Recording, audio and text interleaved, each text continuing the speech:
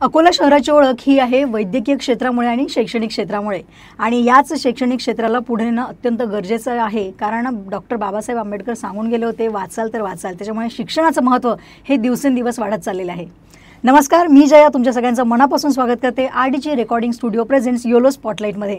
आणि आज आमच्यासोबत जे पाहुणे आहेत त्यांच्याविषयी नेमकं काय सांगायचं. साहित्य, संस्कृती, कला, क्रीडा, शिक्षण, उद्योजकता अशा अनेक विषयांमध्ये त्यांच्या या शहराच्या चळवळीमध्ये सहभाग तर आहेच, पण ते स्वतःसुद्धा अतिशय सक्रिय पद्धतीने या प्रत्येक गोष्टीमध्ये लक्ष घालून असतात. आज आमच्यासोबत आहेत राष्ट्रपती पुरस्काराने सन्मानित असणारे आदरणीय डॉक्टर गजानन नारे सर. सर, तुमचं खूप खूप स्वागत आहे. धन्यवाद. सर, मी जसं म्हटलं की उद्योग असेल, मग शिक्षण, साहित्य, आपल्या शहराच्या प्रत्येक चळवळीमध्ये तुमचा सक्रिय सहभाग आहे. जिल्हा स्तरावरती, राज्य स्तरावरती आणि राष्ट्रीय स्तरावरती पण एक वेगळी ओळख आता तुम्ही बनवलेली आहे. पण डॉक्टर गजानन नारे यांची ओळख तुम्हाला सांगायची असेल तर काय सांगाल? खरं म्हणजे मी एक कार्यकर्ता म्हणून माझी ओळख सांगेल. सतत काम करणारा आणि कुठल्याही क्षेत्रामध्ये, म्हणजे तुम्ही आता विविध क्षेत्रांची नावं घेतलीत तर कुठलं सांस्कृतिक क्षेत्र असेल, साहित्य क्षेत्र असेल, क्रीडा क्षेत्र असेल, किंवा जे माझं आवडतं क्षेत्र आहे ते म्हणजे शिक्षण क्षेत्र, तर त्या सगळ्या क्षेत्रांमध्ये सतत त्यांनी काम करत राहिलं पाहिजे. काहीतरी नवीन करायचा ध्यास आपण घेतला पाहिजे असं मला वाटतं. आणि त्या क्षेत्रामध्ये काम करणारा एक सर्वसामान्य कार्यकर्ता की ज्याला अजून खूप काम करायचं आहे अशी माझी ओळख द्यायला मला आवडेल. क्या बात आहे सर. सर, खरं तर प्रभातचं एक वेगळं विश्वच तुम्ही तयार केलेलं आहे, म्हणजे एक वेगळं जगच त्या ठिकाणी बघायला मिळतं आम्ही जेव्हाही केव्हा येतो. पण तुमची सुरुवात तशी नसेल हे मला माहिती आहे. ती नक्कीच खडतर होती. अकोटसारख्या एखाद्या छोट्याशा तालुक्यातनं येऊन मग आपलं स्वतःचं एक ओळख निर्माण करायची. तर नेमका तो अकोटपासूनचा अकोल्यापर्यंतचा प्रवास कसा होता? अगदी बरोबर आहे तुम्ही जे म्हटलं ते, की खडतर होती ती वाटचाल. पण खडतर असल्यामुळेच त्या वाटचालीवर चालण्यातही मजा होती. आणि माझी आई आणि वडील दोघंही शिक्षक होते, त्याच्यामुळे शिक्षणाचं बाळकडू हे घरीच मिळालेलं होतं. आणि असं म्हटलं जातं की शाळेत टीचर असतात. आता माझ्या तर शाळेतही टीचर होते आणि घरीही टीचर होते, त्याच्यामुळे सगळे दोन्हीकडे शिक्षण कसं घेतलं जावं आणि किती चांगल्या पद्धतीने घेतलं जावं हे मला त्या ठिकाणी बाळकडू मिळालेलं होतं. आणि त्याच्यामुळे अगदी शाळेत असो किंवा स्कॉलरशिपच्या परीक्षेत असो किंवा BComच्या परीक्षेमध्ये विद्यापीठातून पहिला मेरिट येणं असो, हे सगळंचं जे वारसा आहे तो तिथून आलेला होता. त्याच्यामुळे निश्चितपणे ह्या सगळ्यांच्यामध्ये आईबाबांचा सहभाग होताच, विशेषतः आईचा जास्त होता. आणि खरं म्हणजे कुठल्याही शिक्षकाला असं वाटतं की त्याच्या मुलाने शिक्षकच व्हावं, आणि आईबाबांचं तसंच होतं मला. पण मला थोडंसं वेगळ्या वाटा ह्या करायच्या होत्या. त्याच्यामुळे BCom झाल्यानंतर मग मी इंटर CA वगैरे झाल्यानंतर आपल्याला शिक्षणाच्या क्षेत्रात यायचं आहे असं ठरवून मग या क्षेत्रामध्ये मी आलो. कारण जे मला मिळालं नाही, कारण जेव्हा मी ग्रामीण भागातून शहरामध्ये आलो तेव्हा मला प्रकर्षाने हे जाणवलं की आपल्याला कुठेतरी काहीतरी कमी आहे आपल्यामध्ये. आणि ते कमी नेमकी कशी, तर मग बोलण्याच्या बाबतीत असेल किंवा नॉलेजच्या बाबतीत असेल, तर ही कमी कुठेतरी आपण पुढच्या पिढी आपली जी येते आहे त्यांना वाटू नये. हे खेड्यातून एखादा विद्यार्थी जर शहरात आला किंवा तो पुण्यात गेला तर त्याला असं वाटायला नको की आपल्यामध्ये ही कमतरता आहे किंवा हा न्यूनगंड त्याच्यामध्ये तयार होऊ नये असं मला प्रकर्षाने वाटत होतं. आणि म्हणून मग मी या शिक्षणाच्या क्षेत्रात यायचा निर्णय त्या ठिकाणी जाणीवपूर्वक घेतला. मला माहिती होतं की आपल्याकडे फंड्स पोझिशन नाही आहे, कारण शाळा काढायची किंवा कुठलंही एज्युकेशन इन्स्टिट्यूट उभं करायचं म्हणजे खूप पैसा लागतो, पण तो पैसा आपल्याकडे नाही. म्हणून मग मी इथे एका मोठ्या ग्रुपमध्ये नोकरी जॉईन केली आणि त्या ग्रुपमध्ये नोकरी जॉईन करून तिथे एक शाळा काढायचं स्वप्न बाळगलं. पण माझ्या मनातली जी शाळा होती, माझ्या मनातल्या ज्या कॉन्सेप्ट्स होत्या त्या सगळ्या प्रत्यक्षात आणण्यासाठी तिथे काहीतरी अडचण येते आहे असं लक्षात आल्यानंतर मी त्या ग्रुपमधून बाहेर निघालो आणि स्वतःचं एक शाळा त्या ठिकाणी सुरू केली. आणि नंतर मग त्या शाळेची वाटचाल जी सुरू झाली तर ती आज आपण पाहतोच आहे की महाराष्ट्रातली सगळ्यात सुंदर आणि चांगली शाळा म्हणून मुख्यमंत्र्यांच्या हस्ते 51 लाख रुपयाचं पारितोषिक पुण्या मुंबईच्या सगळ्या शाळांना आपण बाजूला करून आपल्या शाळेला मिळालेलं आहे. तर ही जी वाटचाल आहे की आपण ग्रामीण भागातल्या पोरांना एक व्यासपीठ मिळवून दिलं पाहिजे, त्यांना त्यांचं परफॉर्म करायसाठी काहीतरी एक स्टेज मिळवून दिलं पाहिजे, या उद्देशाने ती शाळा आम्ही सुरू केली आणि मी ठरवून त्या शिक्षणाच्या क्षेत्रात येऊन हे काम केलेलं आहे. सर, प्रत्येक वेळेला जेव्हा एक इंडिव्हिज्युअल म्हणून आपण काम करत असतो, जसं तुम्ही अकोटवरून शिक्षण कंप्लीट करून नंतर अकोल्यामध्ये यायचं, बरोबर. इथे स्थायिक व्हायचं, तुम्ही एका ठिकाणी नोकरीसुद्धा केली, पण कुठेतरी कुठल्याही फील्डमध्ये असताना एक गॉडफादर काहीतरी लागत असतो. तर तुम्हाला कधी असं जाणवलं की एक गॉडफादर पाहिजे म्हणून? निश्चितच गॉडफादर असावा असं वाटलं, पण जनरली कसं असतं की स्ट्रगल करणारा जो असतो त्याला शक्यतोवर गॉडफादर मिळत नाही. हा एक म्हणजे माहीत नाही का, पण आपल्या विदर्भामधला हा एक ड्रॉबॅक आहे असं म्हणायला हरकत नाही. आणि प्रत्येकाला असं वाटतं की हा आपल्यापेक्षा पुढे जायला नको, आणि तो एक विदर्भातला कदाचित आपण म्हणू की ती मानसिकता असेल आणि ती चुकीची आहे.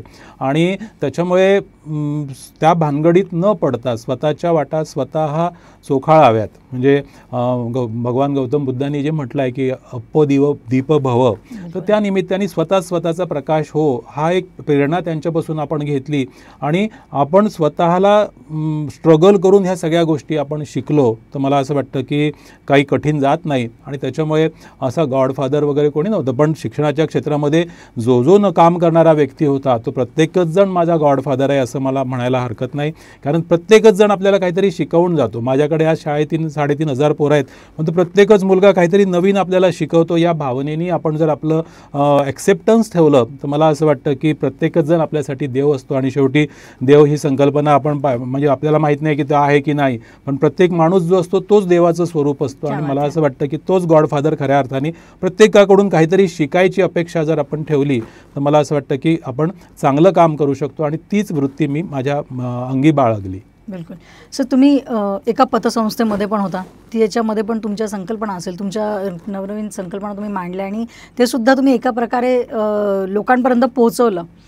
पण कुठेतरी आपण काहीतरी आपलं योगदान देऊन एस्टॅब्लिश करायचं आणि नंतर मग परत त्यातून बाहेर निघून टू द स्क्रॅच झिरोपासून अगेन स्टार्ट करायचं, तर किती त्रासदायक वाटतं सर हे. म्हणजे मन तर दुखतच असेल कुठेतरी. पण याच्यात सगळ्यात महत्त्वाचा पार्ट जो असतो ना, तो असतो तुमचा आत्मविश्वास.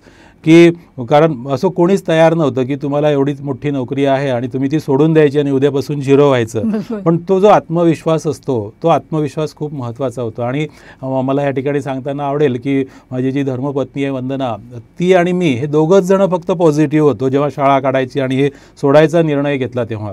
कारण आम्हाला दोघांनाही माहिती होतं की येस आपण करू शकतो, आणि दोघांनाही आमच्या प्रयत्नांवर विश्वास होता की नाही आपण खूप मेहनत करू शकतो. आणि ज्याचा स्वतःच्या प्रयत्नांवर विश्वास आहे त्याला स्काय इज द लिमिट असतो. त्याला कुठेच कोणीच थांबवू शकत नाही. कितीही मोठी संकटं त्याच्यावर आली तरी त्यावर तो मात करतो. आणि मला असं म्हणतात की बाबा संकल्प आणि सिद्धी याच्यामध्ये परमेश्वराची इच्छा वास करत असते. त्याच्यामुळे तुमचा संकल्प जर प्रामाणिक असेल तर तुम्हाला परमेश्वरही मदत करते. आणि तो तुमचा कायनात वगैरे काय मदत करते वगैरे तुम्हाला चांगल्या प्रकारे माहीत असेल, शाहरुख खानचा डायलॉग. पण निश्चितच ही सगळी लोकं तुम्हाला मदत करायला तयार होतात जेव्हा तुमचे प्रामाणिक प्रयत्न असतात आणि तुमची सचोटी असते आणि तुम्ही अतिशय मन लावून त्या याच्यामध्ये काम करायची. म्हणजे माझ्या बाबतीत तर मी सांगेल की मला आर्थिक अडचण होती तर मला माझे पालक सगळे पुढे आलेत आणि त्या पालकांनी मदत केली. म्हणजे वन टाईम फीची कॉन्सेप्ट मी त्या ठिकाणी आणली तर कितीतरी पालक तयार झाले की येस आम्ही सर तुम्हाला पैसे देतो, तुम्ही आमच्या पोरांना हे सगळं उभं करून द्या, तुम्ही चांगलं शिकवता आहात, वेगळं काहीतरी करता आहात, आउट ऑफ बॉक्स जाऊन विचार करता आहात.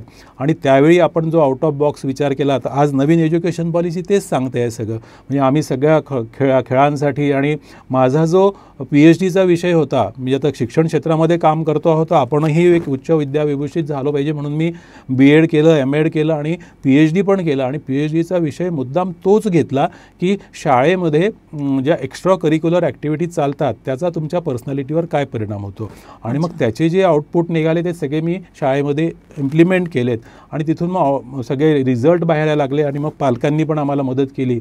आणि मला या ठिकाणी सांगताना आनंद वाटेल की माझी शाळेची जी अर्धी इमारत आहे ती पालकांनी उभी करून दिलेली आहे असं म्हणायला हरकत नाही. आणि निश्चितच या पालकांच्या सहकार्यामुळेच ती शाळा उभी होऊ शकली. पण सगळे लोक आपल्याला मदत करायला मागे येतात. आणि म्हणून जेव्हा ती नोकरी सोडली तेव्हा थोडंसं मनात कुठेतरी किंतु परंतु होतं, पण विश्वास जास्त होता. त्याच्यामुळे त्या विश्वासाला आज ही फळं आलेली आहेत. क्या बात आहे सर. कदाचित तुमचा जो हा स्ट्रगलचा पिरियड राहिला असेल, आम्ही तर तेव्हा खूपच लहान असू ह्या सगळ्या गोष्टी बघताना. कारण मला आजही आठवतं की माझ्या एक वक्तृत्व स्पर्धेचं एक सर्टिफिकेट आहे, त्याच्यावरती तुमची सही आहे आणि मी खूप लहान असताना त्या स्पर्धेमध्ये सहभागी झाली होती. पण सर फक्त भांडवल तुमच्याकडे हा एकमेव अडचण तुमची नव्हती. भांडवलासोबत सोबत कुठेतरी पाय खेचणारे एक प्रकारे, तेही अगदी म्हणजे अपप्रचार करून पाय खेचणारे असं सुद्धा परिस्थिती तुमच्यासमोर होती. कुठे एका क्षणासाठी तुम्हाला असं जाणवलं नाही का की कुठेतरी तुम्ही डिमोटिवेट झाला असेल, कुठेतरी डिप्रेशन, नैराश्य असं कधी जाणवलं नाही तुम्हाला? नाही, असं होत नाही. कारण म्हणजे सतत जर आपण पॉझिटिव्ह अँगलनी जर विचार करत राहिलो, सकारात्मक वृत्तीने जर विचार करत राहिलो, तर हे काय जे येतील सगळी संकटं याला आपण तोंड देऊ शकतो. आणि मला खात्री होती की आपण कितीही कोणी विचार हे केला प्रचार, पण तो काही काळाचाच असेल, कारण तो असत्यावर आधारित आहे. सत्यावर आधारित असणारा मार्गच पुढे चालतो. असत्यावर तुम्ही कितीही मोठ्या प्रमाणात काम केलं तरीही तो कधी ना कधी ते सगळ्या जगासमोर येतच, आणि मग जगाला कळतं की नाही हे चुकीचं होतं, आणि मग जग त्याच्याच सोबत राहतं की जो सत्यावर आधारित असतो आणि सत्यावर आरूढ झालेला असतो. ते माझ्या बाबतीतही मला तो विश्वास होता की कितीही संकट आले, मध्यंतरी तर आम्ही शाळाच विकून टाकली अशा प्रकारची अफवा सगळीकडे आली होती.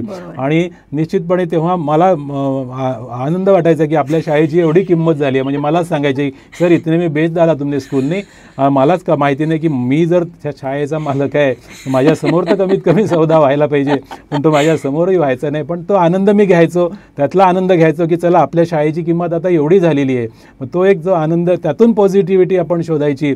आणि ठीक आहे, तो स्पर्धेचा भाग असेल किंवा कुठला भाग असेल, पण आपण आपली रेष मोठी करत न्यावी याच्यावर माझा विश्वास आहे. त्याच्यामुळे कोणी आपली रेष पुसली काय केली काय, पण आपण आपली रेष वाढवत न्यायचा जर प्रयत्न केला तर मला असं वाटतं की काहीही निगेटिव्हिटी कोणाच्याही मनात येऊ शकत नाही आणि कोणीही कुठलंही काम करू शकतो. बिल्कुल, तुम्ही जे म्हटलं ते अगदी बरोबर आहे की सत्य परेशान हो सकता है लेकिन पराजित नहीं हो सकता, आणि तेच तुमच्यावरती लागू होतं. आणि तुम्ही जे म्हटलं की शाळा विकली गेली किंवा अपप्रचार झाला, तर मला वाटतं कुठल्याही प्रकारचा प्रचार हा प्रचार असतो हे तुमच्यावरती लागू झालेला आहे. पण सर या प्रवासामध्ये म्हणजे आपण आता शाळेपर्यंत आलेलो आहोत सध्या, तर तुम्ही तुमची नोकरी सोडली, त्यानंतर शाळेची सुरुवात करायची, हे बोलताना खूप छोटा आणि कमी शब्दात, पण ते करत असताना खूप मोठं असतं. या सगळ्यामध्ये वंदना मॅमची साथ कशी होती? अगदी निश्चितच तिची साथ होती, म्हणूनच आम्ही हे करू शकलो. कारण हे जॉईंट व्हेंचर होतं, कोणीतरी एक जण विश्वास ठेवणारा आपल्यावर पाहिजे, आणि आमचा दोघांचाही एकमेकांवर खूप विश्वास होता. त्याच्यामुळे निश्चितपणे तिने एक बाजू पूर्ण सांभाळून घेतली, आणि तिच्यामध्ये जे प्लस पॉईंट होते त्याचा उपयोग शाळेसाठी, म्हणजे आज शाळेतल्या सगळ्या 3,500 पोरांची नावं प्रत्येकाची माहिती आहेत, आणि सगळ्या स्टाफची माहिती आहेत नावं. आणि प्रभात परिवार म्हणून आम्ही जो एक डेव्हलप केला आहे की 450 लोकांचं एक कुटुंब आमचं आहे, त्या कुटुंबातल्या प्रत्येक व्यक्तीला असं वाटतं की ती माझी माय आहे. तर हा जो एक विश्वास त्यांनी संपादित केलेला आहे, तर मला असं वाटतं की ह्यातच सगळं आलं. म्हणजे खऱ्या अर्थाने ती साथ सगळ्यात मोठी होती. आणि आर्थिकही बाबतीत असेल, सगळ्याच बाबतीत असेल, की काही जर आपण बुमरँग झालं, उलटलं काही आपल्या अंगावर, तर आपण सोबत आहोत, काय जे असेल ते सगळ्या परिस्थितीला आपण सामोरे जाऊ, अशा प्रकारचा विश्वास तिने दिला होता. आणि माझ्यासोबत एक तेवढ्या सहधर्मचारिणी म्हणून तेवढ्याच ताकदीने ती धावायला, सगळी मेहनत करायला सगळी तयार झाली. जेव्हा आम्ही समर कॅम्प घ्यायचो तर त्यावेळी सकाळी 8 ते रात्री 12 वाजेपर्यंत कंटिन्यू क्लासेस आणि हे सगळं आम्ही रात्री चालवायचो. तर निश्चितपणे त्यासाठी तिची साथ खूप महत्त्वाची होती, आणि आम्ही जॉईंटली हे सगळं काम करू शकलो, आणि प्रभात परिवार बिल्ड होऊ शकला. सर, एकदम प्रेमाचा प्रश्न म्हणून विचारते आहे की असं काय वंदना मॅमच्या बाबतीत तुम्ही बघितलं की तुम्ही त्यांच्या प्रेमात पडले? नाही, दोघांचं प्रेम कोणाच्या प्रेमात पडलं हा थोडा सस्पेन्स राहू देऊ आपण या ठिकाणी. पण निश्चितच प्रेमविवाह होता, आणि दोघंही आम्ही एकमेकांच्या प्रेमात पडावं आणि लोकांनीही आमच्या प्रेमात पडावं अशी व्यक्तिमत्व आम्ही अजूनही आहोत. आणि त्याच्यामुळे त्याच्या बाबतीत थोडा आपण सस्पेन्स ठेवूया. पण लव्ह मॅरेज होतं, आणि लव्ह मॅरेज नुसतं करण्यात नाही तर ते सक्सेस करून दाखवण्यात खरं यश असतं. आणि आज आम्ही 25 वर्ष पूर्ण केलेली आहेत लग्नाची. त्याच्यामुळे निश्चितपणे आम्ही स्वतःला सिद्ध करून दाखवलेलं आहे की येस, आपण जर एकमेकांवर तुमचं खरंच प्रेम असेल तर कुठल्याही कठीण परिस्थितीमध्ये तुम्ही स्वर्ग उभारू शकता, मोठं होऊ शकता. आणि निश्चितच ज्यावेळी ह्या मुख्यमंत्री माझी शाळाचा पुरस्कार आम्हाला मिळाला तर निश्चितच तो दिवस आमच्या सगळ्यांसाठी आनंदाचा होता की आपण सुरू केलेलं लावलेलं रोपटं मोठं झालं आणि तो दोघांनाही आनंद देणारा होता आणि खऱ्या अर्थाने प्रेमविवाह सफल झाल्याचा तो दिवस होता असं मी म्हणेन. सर, आता हा जो लव्ह मॅरेजचा विषय होता, पण आजकाल परिस्थिती थोडीशी भरकटलेली असते. म्हणजे शक्यतोवर सोशल मीडियावरती झालेल्या भेटी असतील किंवा बरेचसे किस्से तुम्ही पण बघत असाल शाळेमध्ये असता म्हणून. तर अशा सगळ्या मुलांना तुम्हाला काय सांगावं असं वाटतं की जोडीदार निवडताना किंवा काय एक पर्टिक्युलर एज असलं पाहिजे, तुमचं एम काय असलं पाहिजे, आणि लव्ह मॅरेजेस करायचं तर त्याच्या, आता तुम्ही स्वतः केलं त्याच्यामुळे मला माहिती आहे की त्याच्याविषयी तुमचं सकारात्मक भावना असेल, पण तरीसुद्धा कोण तुम्ही पार्टनर चूज करता याच्यासाठी तुम्ही काय पर्टिक्युलर एक फिक्स एज, फोकस आणि काय सांगाल त्याच्याविषयी? सगळ्यात महत्त्वाचं की आपल्याला काय करायचं आहे हे प्रत्येकाने ठरवून घ्यावं पहिले. कारण ज्या वयामध्ये जे करायचं ते आपण केलं तर मला असं वाटतं की त्याची उचित फळं आपल्याला मिळतात. तर त्याच्यामुळे भविष्यामध्ये आपल्याला काय नेमकं व्हायचं आहे हे प्रत्येक विद्यार्थ्यांनी पहिले ठरवलेलं खूप चांगलं असतं. आणि करिअर करायच्या दृष्टीने पहिले करिअरकडे लक्ष देऊन मग जर आपण प्रेम किंवा हा सगळा कॉन्सेप्ट घेतला तर मला असं वाटतं की तो जास्त चांगला प्रकारे कार्यान्वित होऊ शकतो. पण आज जनरली आम्ही जे बघतो, आता शाळा चालवतो त्याच्यामध्ये गर्लफ्रेंड बॉयफ्रेंड हा कॉन्सेप्ट अगदी 4वी-5वीपासून सुरू झाला की काय असं आम्हाला आता दिसतं आहे समोर, पण त्या वयामध्ये कळत काहीच नसतं. तर त्याच्यामुळे ह्याच्यामध्ये पालकांची भूमिका, शाळेची भूमिका ही खूप महत्त्वाची आहे की कुठल्या वयामध्ये आपण काय केलं पाहिजे. ह्या कॉन्सेप्ट ज्या आहेत ह्या कॉन्सेप्ट आपण मुलांच्या क्लिअर केल्या पाहिजेत की तुला पहिले तुझं फर्स्ट प्रिफरन्स काय असला पाहिजे, पहिल्यांदा तुला काय करायचं आहे हे जेव्हा त्या मुलाला क्लिअर असेल तेव्हा मग तो भरकटणार नाही किंवा ह्या चुकीच्या गोष्टी जाणार नाही. कारण आज आपण बघतो की समाज माध्यमांवर जे सगळं येतं तर ते मुलांसाठी सगळं ओपन असतं. त्याच्यामुळे त्यांना असं वाटतं की तेच खरं आहे, पण ॲक्च्युली तसं खरं नसतं. म्हणजे रियालिटीमधलं जग खूप वेगळं असतं आणि जेव्हा मग तो ते रियालिटीमधलं जग फेस करायला लागतो तेव्हा त्याला फ्रस्ट्रेशन येतं, त्याला निगेटिव्हिटी येते, त्याच्या शरीरावर परिणाम होतात आणि मग तो काहीच करू शकत नाही. अशा प्रकारची परिस्थिती तयार होते. तर त्याच्यामुळे ती तयार होऊ नये याच्यासाठी प्रत्यक्ष परिस्थिती नेमकी काय आहे, रियालिटी काय आहे याची जाणीव विद्यार्थ्यांना करून देणं गरजेचं आहे. आणि ते पालकांनी करून देणं, ती शाळेनी करून देणं, ती जे त्याच्या संपर्कातले जे कोणी ट्रेनर असतील त्यांनी करून देणं हे खूप गरजेचं आहे. आणि ते तुम्ही जर केलं तर मला असं वाटतं की त्याला कळेल की आपण कुठल्या वयामध्ये काय केलं पाहिजे. राहिला प्रेमविवाहाचा, तर जिथं मनं जुळतात त्याच ठिकाणी तो सक्सेस होतो. आणि ती मनं जुळली आणि आपल्याला नेमकं जसं आता परीक्षेच्या बाबतीत मी असं म्हणेल की तुम्हाला करिअर निवडायचं असेल तर करिअर निवडताना आता आजच एक आम्ही यांचे विद्यार्थ्यांचे गुणवंतांचे सत्कार घेतलेत. तर त्याच्या एका मुलाला मी विचारलं की काय करायचं आहे, तर तो म्हटला की मला JEE करायचं आहे. तर मी म्हटलं होतं तुला गणितात मग छान मार्क असतील. नाही म्हणे गणितात मला सगळ्यात कमी मार्क्स आहेत. मग आहेत मार्क कशात, तर त्याला भाषांमध्ये 3ही भाषांमध्ये आउट ऑफ मार्क्स आहेत.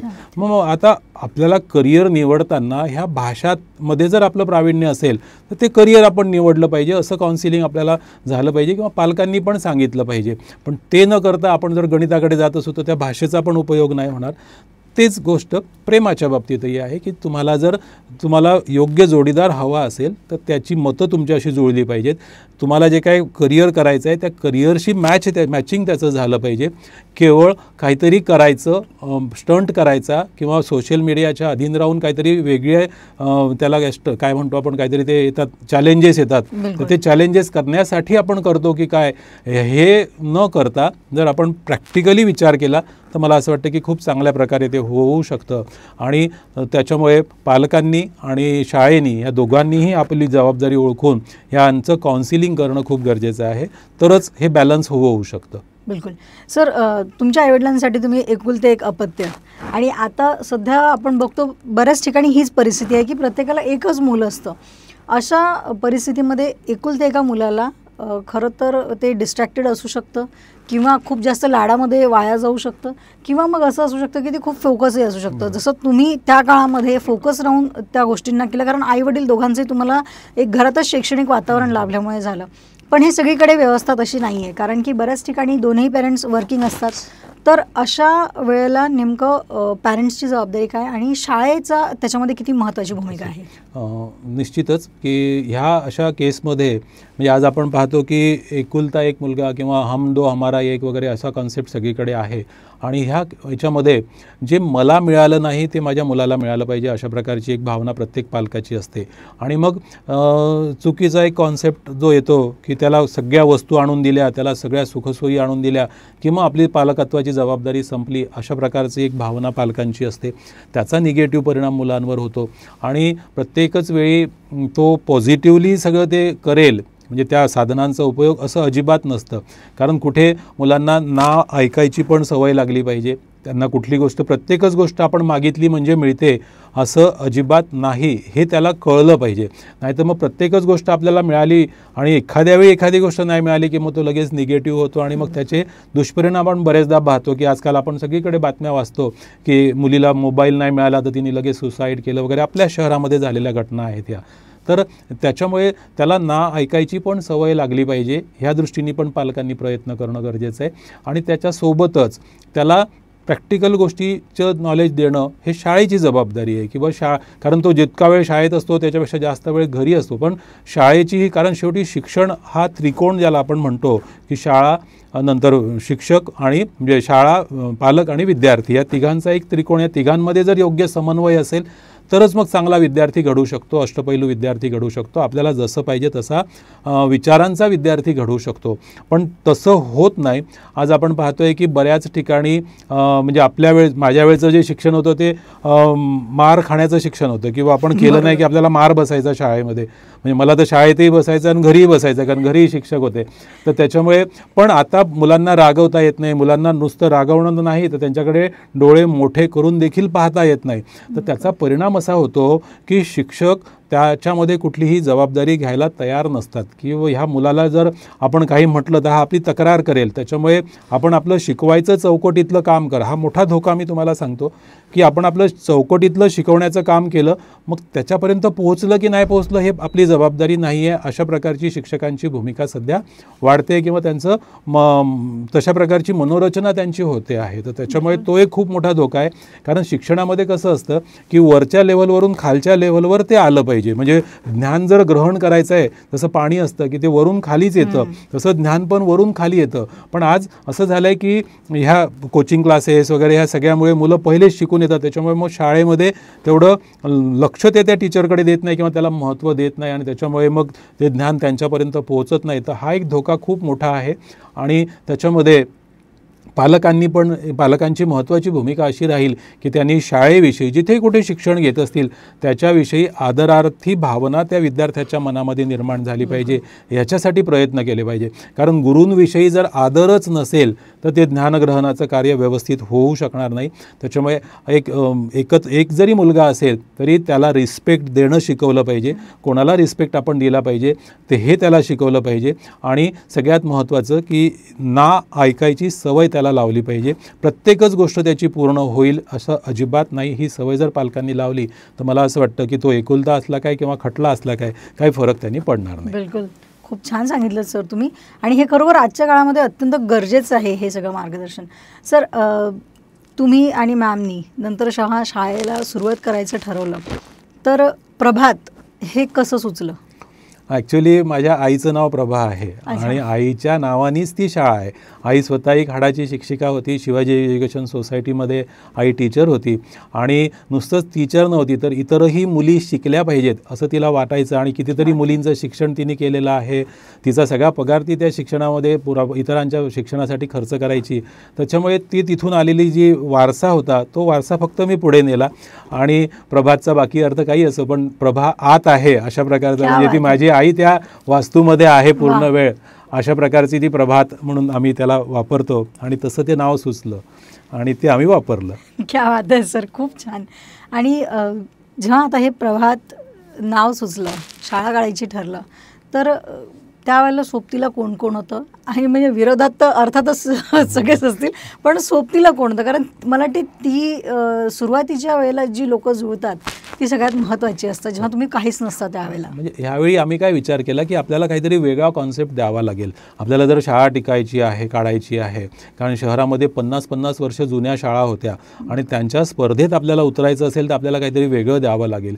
त्यांचे जे ड्रॉबॅक्स असतील ते आपल्याला आपले प्लस पॉईंट बनवावे लागतील. म्हणून मग आम्ही डे बोर्डिंग हा कॉन्सेप्ट त्या ठिकाणी लॉन्च केला की आपण पूर्ण वेळाची म्हणजे 8 ते 9 तासाची शाळा त्या ठिकाणी देऊ. आणि ती शाळा असे असेल की तिथे खेळ हा पार्ट कंपल्सरी असेल. तुम्हाला एक कलागुण विकसित तुमच्यामध्ये झाला पाहिजे याच्यासाठी प्रयत्न करणं गरजेचं असेल. मग तो डान्स असेल, ड्रामा असेल, म्युझिक असेल, काहीतरी एखादी गोष्ट तुम्हाला आली पाहिजे आणि ती तुम्हाला जीवन का जगावं हे सांगण्यासाठी म्हणजे काम हेल्पफुल ठरते. तर त्याच्यामुळे ती तशी शाळा आम्ही काढायची ठरवली. आणि मग सुरुवातीच्या काळात आम्ही सुरुवातीला हॉबी क्लासेस काढलेत. अतुल गुप्ता म्हणून आमच्याकडे स्पोकन इंग्लिशचे क्लासेस घ्यायचे आणि सगळी लोकं ती जुळत गेलीत. मग ड्रॉइंग, डान्स, ड्रामा, म्युझिक ह्याचे सगळे जे टीचर्स होते गावातले ते सगळे आमच्याकडे यायचे आणि त्यांना आम्ही ते उपलब्ध त्या ठिकाणी जागा करून दिली आणि मुलांना त्याचा फायदा पण झाला.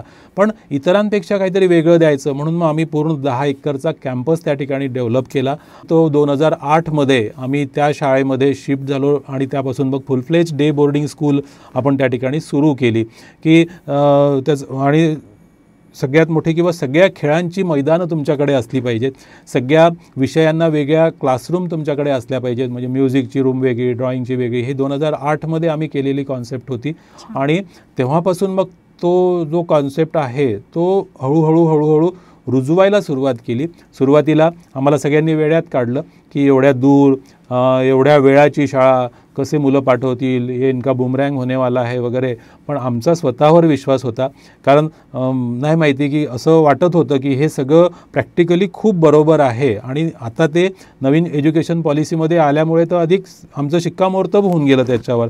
आणि राज्यात पहिला क्रमांक आल्यामुळे दुसरा शिक्का त्याच्यावर मिळाला की येस, हे बरोबर होतं आमचं सगळं.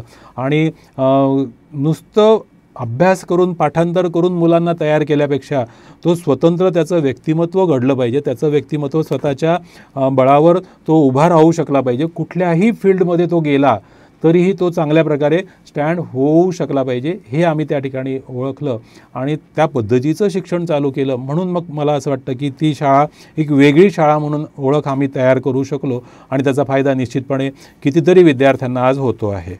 ही सगळी सुरुवात करत असताना नक्की भांडवल असेल, टीमवर्क असेल, सहकारी असतील, हे सगळ्याच लोकांची भूमिका अत्यंत महत्त्वाची होती. तर ही सगळी लोकं कशा पद्धतीने जुळवली, भांडवल उभं करताना काय काय अडचणी गेल्या आणि तुम्ही त्याला कशा पद्धतीनं ओव्हरकम केलं? भांडवलची सगळ्यात मोठी अडचण असते, कारण आपल्याला माहिती आहे की सगळी सोंग आणता येतात पण पैशाचं सोंग काही आणता येत नाही. तर ती भांडवलाची अडचण सगळ्यात मोठी होती. तुम्ही सुरुवातीला सांगितल्याप्रमाणे पालकांनी मदत केली, इथल्या बँकांनी मला मदत केली. म्हणजे लिटरली शाळेचा जो प्रोजेक्ट आहे तो अकोला अर्बन बँकेकडे मी जेव्हा प्रपोजल घेऊन गेलो लोनसाठी, तर ते म्हटले की तुमचं प्रपोजल खूप छान आहे पण प्रत्यक्षात तुमच्याकडे मॉर्गेज ठेवायला काहीच नाही आहे. तर मी त्यांच्या संचालक मंडळाच्या सभेमध्ये जाऊन वाद घातला की मला तुम्ही एवढ्या चांगल्या प्रोजेक्टसाठी का नाही देत आहे. आणि अकोला अर्बन बँक अशी पहिली बँक होती की ज्यांनी मला शेत विकत घ्यायसाठी लोन दिलं आणि ते विकत घेतलेलं शेत मग मी त्यांना मॉर्गेज दिलं. तर त्यांनी जर असं आउट ऑफ वे जाऊन किंवा बुलढाणा अर्बन पतसंस्थामध्ये राधेश्यामजी चांडक सरांनी मला आउट ऑफ वे जाऊन थोडं मदत केली बँकेच्या क्षेत्रामधली आर्थिक मदत, आणि त्याच्यामुळे ते होऊ शकलं. कारण ही सुरुवातीची मदत खूप महत्त्वाची असते आणि त्याच्यानंतर मग हळूहळू डेव्हलप होत गेलं. आणि त्याच्याशिवाय म्हणजे आर्थिक मदत जशी महत्त्वाची होती तशी इतरही सगळे घटक त्याच्यासाठी महत्त्वाचे होते. मग समाजामधले जे चांगली लोकं आहेत की ते त्या फील्डमध्ये चांगलं काम करतात त्या प्रत्येकाला मी आमच्या प्रभातशी अटॅच करून घेतलं. म्हणजे त्याच्यात नाट्यक्षेत्रातले असो, डान्स क्षेत्रातले असो, प्रत्येकच जण की आमचा घटक होता, आमच्यासोबत यायला, प्रभातमध्ये यायला त्यांना आवडायचं. आणि प्रत्येकच गोष्टी म्हणजे संगीत असेल, नृत्य असेल, साहित्य असेल, या सगळ्या क्षेत्रामधले जेवढेही मोठे लोक असेल, म्हणजे मी स्वर्गीय सीमा शेटेंचा उल्लेख आवर्जून या ठिकाणी करेल की साहित्याची आवड, वाचनाची आवड मुलांना लागण्यासाठी त्यांचं सहकार्य आम्हाला लाभलं. आणि प्रत्येकच व्यक्तीनं त्या क्षेत्रामधले जी दिग्गज व्यक्ती होती त्या सगळ्या व्यक्तींचे सहकार्य आम्हाला त्या ठिकाणी लाभलं. नाट्यक्षेत्राचा उल्लेख करताना मी अरुण घाटोळे सर असतील, मधु जाधव असतील, अशोक ढेरे सर असतील, ह्या सगळ्यांचे म्हणजे नाट्य शिबिरं त्या ठिकाणी आम्ही घेतलेत. आणि बाहेरचेही पण बरेच एक्सपर्ट पर्सन सगळे आम्ही त्या ठिकाणी बोलावलेत आणि त्यांचा उपयोग आमच्या विद्यार्थ्यांना करून दिला आणि इतरांपेक्षा काहीतरी वेगळं या ठिकाणी मिळते आहे हा एक जो कॉन्सेप्ट सगळ्या पालकांपर्यंत पोहोचल्यानंतर मग आम्हाला एक आयडेंटिटी मिळाली आणि खऱ्या अर्थाने प्रभात किड्स स्कूल ही नावलौकिक त्या ठिकाणी मिळवू शकला आणि आज आपण पाहतोय की शाळा बऱ्यापैकी स्वतःचं नाव आणि अस्तित्व टिकवून आहे. सर, आपलं पॅशन जपत असताना तुम्ही तुमच्या पॅशनलाच प्रोफेशनही केलं आणि आता एवढं छान पद्धतीने सगळं चालायला लागलेलं आहे, पण तरी साहित्य असेल, कला, या सगळ्या गोष्टींमध्ये तुमचा एक इंटरेस्ट आहे. तुम्ही साहित्य मंडळावरती पण बरेच काळ गाजवलेला आहे. तर साहित्याचा प्रवास कसा सुरू झाला? ॲक्च्युली विदर्भ साहित्य संघाशी मी 1980पासून जुळलेलो आहे. म्हणजे जे सीमाताईंचा उल्लेख मी केला, तर सीमाताईंच्यामुळे मी या विदर्भ साहित्य संघाशी जुळलो आणि या कला असेल, साहित्य असेल, ह्याच्या माध्यमातून खऱ्या अर्थाने आपल्या शाळेला पण उपयोग त्याचा होऊ शकतो हा उद्देश त्याच्या पाठीमागे होता. त्याच्यानंतर एक वाचनाची चळवळ जी आहे, म्हणजे आम्ही प्रभातमध्ये वाचन प्रभात नावाचा उपक्रम चालवतो. त्या उपक्रमामध्ये फिरतं वाचनालय आम्ही चालवतो. त्याचा उद्देश असा आहे, म्हणजे तो नुसतं आमच्याचकडे नाही राहत, आम्ही ग्रामीण भागामध्ये ते फिरतं वाचनालय उभं करतो. जे मुलं वाचतात त्यांना छान बक्षिसं देतो. ते नुसतं वाचायचं नाही तर जे काय वाचलं ते लिहून काढा वगैरे. तर हा एक वाचन प्रभात. तर ते वाचनाची चळवळ वृद्धिंगत व्हावी म्हणून देखील मी या साहित्य क्षेत्रामध्ये आलो. आणि मग मी सुरुवातीला जसं सांगितलं की मी एक कार्यकर्ता आहे, तर कार्य करत गेलो आणि निश्चितच मग ते माझं कार्य त्यांना आवडलं. मग विदर्भ साहित्य संघाने मला कार्यकारिणीवर घेतलं, मग नागपूरला घेतलं आणि आता माझ्याकडे अखिल भारतीय मराठी साहित्य महामंडळाचा एक पदाधिकारी म्हणून जबाबदारी त्यांनी सोपवलेली आहे आणि तिथे पण एक गेल्या 6 वर्षापासून मी व्यवस्थित काम करतो आहे. आणि आपल्याकडच्या ज्या नवोदित साहित्यिकांना एक व्यासपीठ मिळावं, त्यांना कुठेतरी त्यांची ओळख निर्माण व्हावी, त्यांच्या पुस्तकांना पुरस्कार मिळावेत, ह्या उद्देशाने या साहित्य क्षेत्रामध्ये काम आम्ही करतो. आणि साहित्यच नसेल तर मग ते कलेचं क्षेत्र असेल, नाट्यक्षेत्र असेल किंवा नृत्याचं क्षेत्र असेल, या प्रत्येक जिथे कुठे सामाजिक उपक्रम अकोला शहरामध्ये चालतो त्या प्रत्येक शहरामध्ये आपण आपला खारीचा वाटा उचलला पाहिजे असं मला वाटतं. कारण शेवटी अकोला बऱ्याच वाईट बाबींसाठी सुरुवातीला ओळखलं जायचं, पण आता आपल्या चांगल्या बाबींसाठी पण ओळखलं गेलं पाहिजे असा उद्देश त्याच्या पाठीमागे आहे. आणि निश्चितपणे जे जे चांगले उपक्रम शहरामध्ये चालतात त्या प्रत्येक उपक्रमाचा एक घटक आपण झालो पाहिजे असं मला वाटतं. आणि त्या उद्देशाने मी या सगळ्या उपक्रमांमध्ये सहभागी होतो आणि ती एक सांस्कृतिक चळवळ चालली पाहिजे. कारण शेवटी कसं असतं की जे आज आपण पाहतो आहे की कमर्शियल युग झालेलं आहे सगळं, की सगळीकडे प्रोफेशनलिझम आलेलं आहे, पण याच्यामध्ये एंड रिझल्ट काय आहे, की काय मिळणार आहे, तर ते तुम्हाला मिळण्यासाठी हे कला महत्त्वाची असते, सांस्कृतिक आपलं जे जडणघडण असते ती महत्त्वाची असते. आणि त्या दृष्टीने अशा सगळ्या उपक्रमांचं आयोजन शहरामध्ये झालं पाहिजे असं मला वाटतं. आणि त्यासाठी निश्चितपणे आम्ही सगळ्या टीमच्या सोबत त्या ठिकाणी जोडलेलो असतो. बिलकुल. सर, असं म्हणतात की वऱ्हाड आणि सोन्याची कऱ्हाड, आणि हे खरंच सत्य आहे. म्हणजे कुठल्याही क्षेत्रामध्ये बघा, आपल्या वऱ्हाडामध्ये खूप पोटेन्शियल आहे, पण तरीसुद्धा अगदी मोजकी नावं महाराष्ट्र स्तरावरती जात असतील, जसं तुम्ही आहात, पुष्पराज गावंडे असतील, तर अशी अगदी सिलेक्टिव्ह लोक बोटावर मोजणे इतकीच त्या स्तरापर्यंत जातात. किंवा तुमच्या माध्यमातून आता पुढे असे काही प्रयत्न आहेत का की साहित्य, कला या क्षेत्रातल्या लोकांना आपल्याला आणखी समोर कसं आणता येईल? नाही, निश्चितच. आता कसं असतं की प्रत्येक क्षेत्राला काहीतरी मर्यादा असतात. समजा आता विदर्भ अखिल भारतीय साहित्य महामंडळावर एकच पदाधिकारी आपण विदर्भातून पाठवू शकतो, तर त्याच्यामुळे त्या धर्तीवर अजून दुसरी कुठलीही महामंडळं तयार होऊ शकतील, कुठल्या संस्था होतील, तर त्या खूप चांगल्या प्रकारे. जसं आता अंकुर साहित्य संघाचं संमेलन झालं, तर असे कितीतरी साहित्य संघ या ठिकाणी तयार होऊ शकतात. छोटे छोटे ग्रामीण संमेलनं होऊ शकतात, गावागावात संमेलनं होऊ शकतात. ह्या संमेलनाचा म्हणजे अखिल भारतीय संमेलन असेल किंवा गावात होणारं संमेलन असेल, उद्देश एकच असतो की साहित्यविषयक विचार इतरांपर्यंत पोहोचवणं. तर त्या दृष्टीने हे जेवढेही वेगवेगळे साहित्य क्षेत्रामध्ये काम करणाऱ्या संस्था आहेत, या संस्थांना एकत्र आणणं आणि त्यांच्यामार्फत ही जी साहित्यविषयक चळवळ आहे ही अजून मोठ्या प्रमाणात वृद्धिंगत कशी होईल ह्याच्यासाठी प्रयत्न करणं, ह्याच्यावर मी थोडं वर्क सध्या करतो आहोत.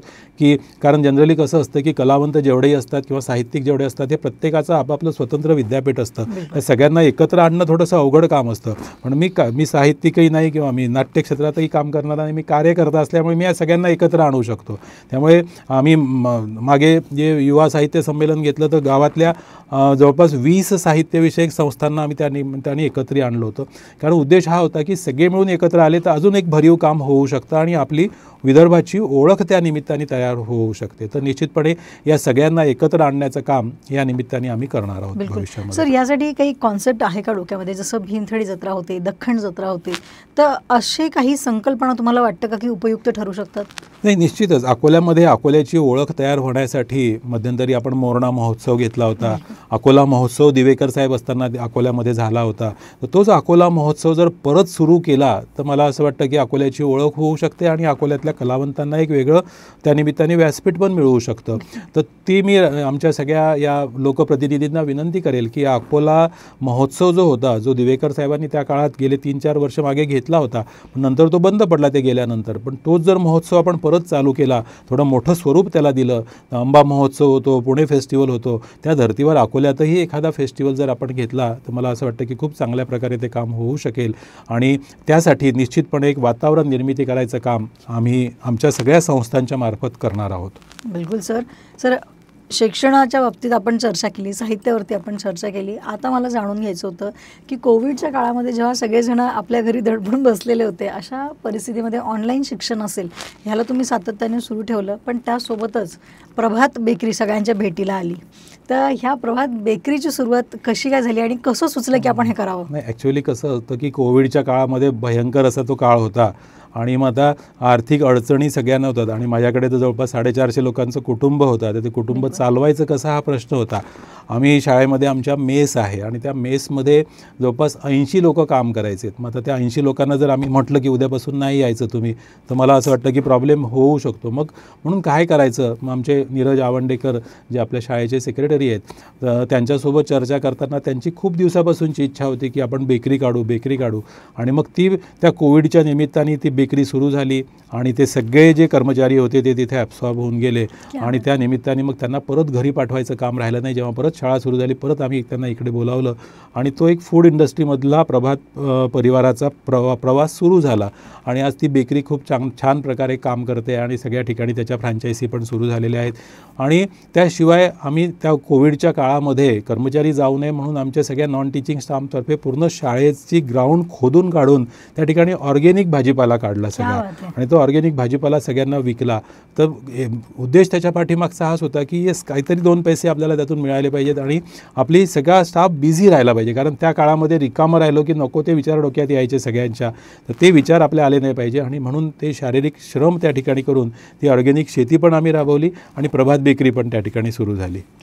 सर, प्रभात बेकरीत आता दिवसेंदिवस त्याला खूप उत्कृष्ट प्रतिसाद मिळतो आहे सगळ्यांचा, पण ऑर्गेनिक शेती मग अजूनही सुरू आहे का? ऑर्गेनिक शेती आम्ही आता काय केलं की फ्युचर फार्मर ऑफ इंडिया नावाचा एक क्लब आम्ही शाळेमध्ये सुरू केला.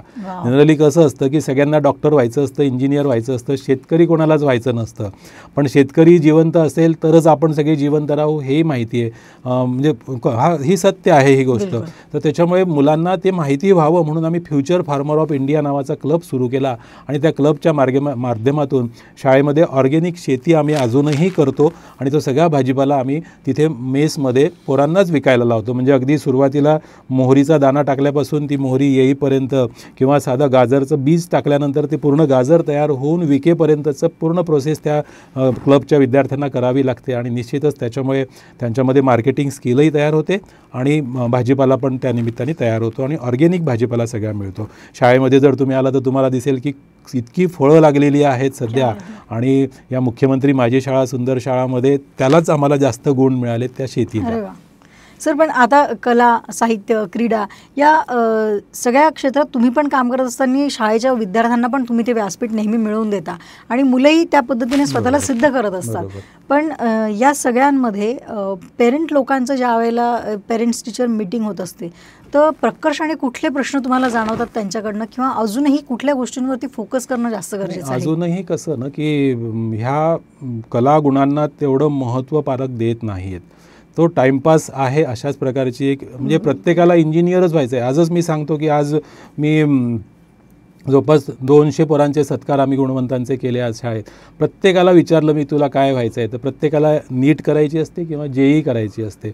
एकच मुलगी मला मिळाली की तिला NDAला जायचं आहे, बाकी कोणीच वेगळं मिळालेलं नाही आहे. तर मला असं वाटतं की बस सगळेच लोक काही एका मार्गाने जाऊ शकणार नाही आहेत. तर त्याच्यामुळे पालकांनी त्यांच्या मुलांची काय कपॅसिटी आहे हे लक्षात घेणं खूप गरजेचं आहे. आणि आम्हाला प्रश्न तेच असतात की सर ये मैथ्स में बराबर नहीं कर रहा, ये इसका सायन्स बराबर नहीं, इसको कौन से इसमें ट्यूशन लगा दूँ. म्हणजे खऱ्या अर्थाने की बा आपण एक मोठी फी भरून आपल्या मुलाला एखाद्या शाळेत दाखल केलं किंवा एखाद्या कोचिंग क्लासला दाखल केलं की आपली जबाबदारी संपली, अशा प्रकारची जी वृत्ती आहे ती वृत्ती नको आहे. आणि त्याच्याशी संदर्भात सगळे प्रश्न आम्हाला त्या ठिकाणी असतात. तर त्याच्यामुळे आणि दुसरं सगळ्यात एक महत्त्वाचा जो असतो की जे काही पॉझिटिव्ह पॉईंट्स असतील ते पालकांचे असतात आणि जे काही निगेटिव्ह असतील ते शाळेचे असतात. तर हे पण नाही, दोघांनीही सारखी जबाबदारी घेण्याची गरज आज आहे. आणि त्यामुळे पालकांनी पण तेवढंच महत्त्व जाणलं पाहिजे. आणि सगळ्यात महत्त्वाचा एक दृष्ट अजून की संवाद नसतो पालकांचा. तर प्रत्येकाला वेळ नाही आहे आज, प्रत्येकजण त्या समाज माध्यमांमध्ये खूप व्यस्त झालेला आहे. त्याच्यामुळे त्यांना मुलांशी बोलायला वेळ नसतो. आणि जेव्हा मग वेळ निघून गेलेली असते, खरं म्हणजे पौगंडा अवस्थेमध्ये मुलं गेल्यानंतर त्यांच्याशी बोलूनही फायदा नसतो किंवा त्यांच्यावर आपण कुठलं पालकत्व करू पण शकत नाही. त्याच्यामुळे वयाच्या 5व्या-6व्या वर्षापर्यंत मुलांवर जे काही संस्कार करायचे असतात, जे काही सगळ्या गोष्टी त्यांना शिकवायच्या असतात, त्या पालकांनी जर शिकवल्या नाही तर मग 6व्या वर्षानंतर 6व्या वर्गानंतर ती मुलं त्यांच्या हातात राहत नाही. आणि मग त्यांना आपण मग आपल्याला नको ते सगळ्या गोष्टी ऐकायला येतात की हे मेरा सुनता नाही, हा आमचं ऐकत नाही काहीच वगैरे असे सगळे. तर ते होऊ नये ह्याच्यासाठी पालकांनी संवाद साधला पाहिजे. आपला जो मूल्यवान वेळ आहे तो मुलांसाठी दिला पाहिजे. आणि त्यांच्याशी त्यांना वाटलं पाहिजे की नाही हा आपला मित्र आहे, हा आपल्याला सगळं समजावून घेतो, आपलं ऐकून घेतो. जेव्हा त्यांना वाटतं की आपले आईवडील आपलं ऐकत नाहीत तेव्हा मग तो बाहेरचे मार्ग शोधायला लागतो आणि मग नको त्या सगळ्या गोष्टी तयार होतात. बिलकुल. सर तुम्ही शून्यापासून सुरुवात केली, एवढा लांब पल्ला गाठत इथपर्यंत आलेले आहात. तर एक वडील म्हणून पण आणि एक शिक्षक म्हणून पण वल्लभच्या बाबतीत तुम्हाला सकारात्मक गोष्टी काय वाटतात आणि काय असं वाटतं की जे त्यांनी आयुष्यात थोडं चेंज करायला पाहिजे? नाही, ॲक्च्युली जेव्हा शाळा काढली तेव्हा पहिले सगळे प्रयोग वल्लभवरच झालेत सगळे. त्याच्यामुळे निश्चितच पण ज्या कॉन्सेप्ट माझ्या इतरांच्या बाबतीत असतात त्या आमच्याही मुलाच्या बाबतीत होत्या की त्यांनी त्याचं स्वतः ठरवावं. आणि त्याला लॉमध्ये इंटरेस्ट होता, त्याच्यामुळे त्यांनी लॉ ठरवून त्या क्षेत्रामध्ये गेला आणि आता ठरवून चांगलं काम देखील करतो आहे. तर त्याच्यामुळे आम्हाला फ्रीडम होतं. आम्ही कुठल्याही प्रकारे त्याच्यावर लादलं नाही की तू हेच कर. म्हणजे 10वीमध्ये 97% असताना तो म्हटलं की मला सायन्स घ्यायचं नाही, मला कॉमर्स घ्यायचं आहे. तर आम्ही त्याला कुठल्याच प्रकारचं बंधन त्याच्यावर टाकलं नाही, कारण शेवटी करायचं त्याला आहे हे आम्हाला अतिशय क्लिअर होतं. आणि जे कुठलं करशील ते चांगलं कर, व्यवस्थित कर, एवढंच फक्त आम्हाला त्याला सांगणं होतं. आणि स्वतंत्र विचाराचा, स्वतःचं अस्तित्व तयार करणारा असा युवक तयार करायचं काम त्या पालक म्हणून आमचं होतं आणि ते आम्ही केलं. आणि निश्चितच त्यांनी ते सत्कारी लावलेलं आहे. आणि आज ज्या पद्धतीने तो सगळं काम करतो आहे तर मला खात्री आहे की बा आमचं पालकत्वच चांगलं होतं हे आता सिद्ध झालेलं आहे. आणि त्याचं करिअर त्यांनी स्वतःच्या पायावर उभं राहून आता सुरू केलेलं आहे. तर त्या करिअर पुढचं आयुष्य कसं तो जगेल ह्याच्या बाबतीत मला असं वाटतं की त्याच्या कॉन्सेप्ट सगळ्या क्लिअर आहेत, काय करायला पाहिजे. म्हणजे लंडनमध्ये राहून आला 4 वर्ष किंवा दिल्लीला राहिला किंवा मुंबईला राहिला तरीही तो ज्या पद्धतीने स्वतः बिहेव करतो आहे किंवा त्याचं स्वतःचं अस्तित्व तो जपतो आहे, तर त्या पद्धतीने आम्हाला वाटतं की नाही आमचं पालकत्व बरोबर होतं. आणि निश्चितच आधी केले मग सांगितले, तर त्याच्यामुळे अजून आम्हाला विश्वास वाटला की नाही आपण आता पोरांना, इतरांच्या मुलांना पण सांगू शकतो जेव्हा आपला मुलगा आपण बऱ्यापैकी घडवलेला आहे.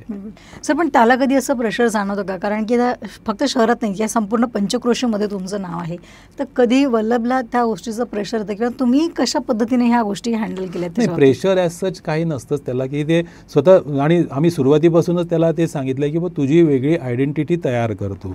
आणि ती स्वतःची आयडेंटिटी तयार करायसाठी त्याला पूर्ण प्रकारचं स्वातंत्र्य आम्ही दिलं आणि त्यांनी ती स्वतःची आयडेंटिटी तयार केली. कारण नारे सरांचा मुलगा असं न म्हणता ॲडव्होकेट वल्लभ नारे हा स्वतंत्र एक व्यक्तिमत्व तयार झालं पाहिजे असं मला सुरुवातीपासून वाटायचं. आणि त्यांनी ते स्वतःचं केलं आहे आणि तो त्याच्या क्षेत्रामध्ये तो चांगलं काम करतो आहे. त्याच्यामुळे आता माझी ओळख त्याला गरजेची नाही आहे आणि ती नसावी अशीच माझी सुरुवातीपासूनची अपेक्षा होती. क्या बात आहे. सर आजकाल जेवढा काही ट्रेंड झालेला आहे किंवा एक्सपोजर मुलांना खूप लवकर मिळून जातं सोशल मीडियामुळे, पण डेली सोप्स बघणाऱ्या आई किंवा रील्स बनवणारे जे पेरेंट्स आहेत ते यांच्या कॉम्बिनेशनमध्ये मुलांना कशा पद्धतीचं संगोपन असलं पाहिजे तुम्हाला वाटतं, किंवा वंदना नारे मॅमच्या बाबतीत असं काय सकारात्मक एक ऊर्जा तुम्हाला जाणवते आहे की ती आजकालच्या महिलेनी किंवा गृहिणींनी पण तिच्यात आत्मसात केली पाहिजे? नाही, सगळ्यात महत्त्वाचं की ते आपण त्या समाज माध्यमांपासून आपल्याला गरज नसताना त्या समाज माध्यमांमध्ये स्वतःला इन्व्हॉल्व करून घेणं गरजेचं नाही आहे. जर तुमचा जो तो प्रोफेशन असेल तर तुम्ही करावं, पण नको त्या गोष्टी सगळ्या आता तुमच्या घरातल्या आतमधल्याही गोष्टी तुम्ही त्या सोशल मीडियावर रीलच्या माध्यमाने टाकत असाल तर मला असं वाटतं की ते योग्य नाही आहे. आणि आम्ही त्याच्यापासून अलिप्त. माझंही फेसबुकवर अकाउंट नाही, वंदनाचंही फेसबुकवर अकाउंट नाही, आणि इंस्टाग्राम तर आमच्या जवळपासही नाही आहे. त्याच्यामुळे आम्हाला त्याच्यासाठी वेळ पण नाही आहे. तर त्याच्यामुळे आम्ही स्वतःला त्याच्यापासून अलिप्त ठेवलेलं आहे, आणि ज्या गोष्टी आवश्यक आहेत तेवढ्याच गोष्टी आपण केल्या पाहिजेत. ही बंधनं स्वतःला घालून घेतली आहे, कारण शिक्षणाच्या क्षेत्रामध्ये आपण काम करतो आहोत म्हटल्यावर आपल्याला एक आदर्श म्हणूनच आपल्याकडे सगळं पाहिलं जातं. तर तो एक आदर्शत्व आपण जपलं पाहिजे, एक स्वतःला एक चौकटीमध्ये आपण टाकून ठेवलं पाहिजे असं आम्हाला वाटलं. आणि मग वंदना मॅडमनी पण स्वतःला त्या चौकटीच्या बाहेर जाऊ दिलं नाही, आणि मी पण ते स्वतःला त्या चौकटीमध्ये बंधून घेऊन एक चांगला प्रोजेक्शन आपलं झालं पाहिजे अशा प्रकारचा काम आम्ही केलेलं आहे. सर, जाता जाता आमच्या सगळ्या पेरेंट्सला, विशेषतः आता विद्यार्थ्यांसाठी तर आपण खूप काही बोललो आहे, पण सध्या गरज आहे, ओरिएंटेशन गरजेचं आहे ते पेरेंट्सचंच. तर पालकांना तुम्हाला काय सांगावं असं वाटतं? पालकांना सुरुवातीलाच मी सांगितलं तसं सगळ्यात महत्त्वाचं की आपल्या मुलांना वेळ द्या. दुसरं, सकारात्मक विचार करा. प्रत्येक गोष्टीचा निगेटिव्ह विचार करू नका, कारण आज आपण पाहतोय की सगळीकडे ती नकारात्मकताच असते. म्हणजे समाज माध्यमांवर तुम्ही जर बघितलं तर जेवढा नकारात्मक मेसेज असेल तेवढा तो जास्त लवकर हायलाईट होतो आणि सगळीकडे पसरतो. त्याच्यामुळे आपण सकारात्मक वृत्ती ठेवली पाहिजे. आणि कितीही कठीण प्रसंग, म्हणजे विद्यार्थ्यांनाही सांगेल, पालकांनाही सांगेल की कितीही कठीण प्रसंग आला तरी त्या प्रसंगाला आपण व्यवस्थित जर पॉझिटिव्ह विचार करून तोंड दिलं तर त्या प्रसंगातून आपण मार्ग काढू शकतो. म्हणजे मी मुद्दाम साहित्य क्षेत्राशी संबंधित आहे म्हणून उदाहरण सांगतो की ग. माडगुळकर तुम्ही नाव ऐकलेलं असेल, महाराष्ट्राचे वाल्मिकी आपण त्यांना म्हणतो. त्यांचा जेव्हा जन्म झाला तेव्हा बाळ रडतच नव्हतं. मग रडत नव्हतं तर सगळेजण अचंब्यात पडले. मग सगळे नातेवाईक गोळा आले, आणि आता बाळ गेलं, मग बाळाला आता पोचवायचं म्हणून सगळे गोळा झालेत. आणि त्यावेळी त्याची जी बाळंतपण करणारी सुईण होती, तेव्हा डॉक्टर वगैरे नसायचे, तर ती सुईण होती. तिने एक विचार केला की आता सगळेजण म्हणतात की बाळ मेलेलं आहे, मग आपण एक प्रयत्न करून पाहायला काय हरकत आहे. म्हणून ती घरात धावत गेली. तिने चुलीतला जळता निखारा उचलला आणि तो त्या बाळाच्या पोटावर ठेवला. जसं तो निखारा ठेवला तसं बाळ रडायला लागलं. आणि मला असं वाटतं की त्या अतिशय अशा गंभीर परिस्थितीमध्ये जर त्या सुईणीने तसा विचार केला नसता, पॉझिटिव्ह विचार केला नसता, तर मला असं वाटतं की आज महाराष्ट्र एका वाल्मिकीला मुकला असता. तर त्याच्यामुळे कितीही कठीण प्रसंग आला तरीही त्याच्यामध्ये आपली सकारात्मक वृत्ती जागरूक ठेवा, अशा प्रकारचा संदेश मी आजच्या ह्या प्रसंगी देतो. आणि आपण मला या ठिकाणी बोलावलं, ती माझी मुलाखत घेतली आणि छान बोलतं केलं, त्याबद्दल आपल्या प्रति ऋण व्यक्त करतो. धन्यवाद सर. सर, तुम्ही आज आलात, एवढा वेळ दिला, त्यासाठी खरं तर तुमचे मनापासून आभार. थँक्यू. तर हे होते आदरणीय डॉक्टर गजानन नारे सर. आणि याच प्रकारे तुम्हाला आणखी कुणाला ऐकायचं आहे किंवा नारे सरांना जर काही प्रश्न विचारायचे असतील तर तुम्ही आम्हाला कमेंट बॉक्समध्ये कळवू शकता. तुम्हाला आणखी कोणाला भेटायची इच्छा आहे, कुठल्या विषयावरती चर्चा ऐकून घेण्याची इच्छा आहे, ते सुद्धा तुम्ही आम्हाला कळवू शकता. तेव्हा परत भेटूया नवीन भागामध्ये नवीन व्यक्तिमत्वासह. बघत राहा RDG recording studio presents YOLO spotlight. धन्यवाद.